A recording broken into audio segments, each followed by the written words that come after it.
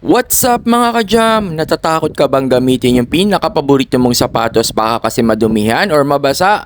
Ito lang ang solusyon dyan mga ka-jam. Ito yung ginagamit ko. Tadan! So alam niyo na kung anong brand yan mga ka-jam, hindi ko nasasabihin. Napakadali lang gawin nito mga ka-jam. Kahit matanda, bata, may ngipin o wala, kayang-kayang gawin to. Kunin mo lang yung sneakers mo at i-spray mo lang yan dyan sa buong sapatos. Medyo distansya lang din ang pag-spray mga ka-jam, huwag mong masyadong itutok.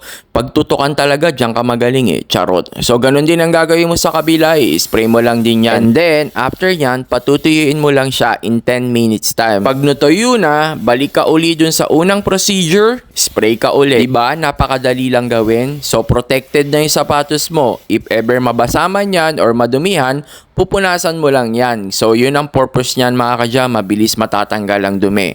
So, yun lang. Hanggang sa muli. Salamat sa suporta. Paalam.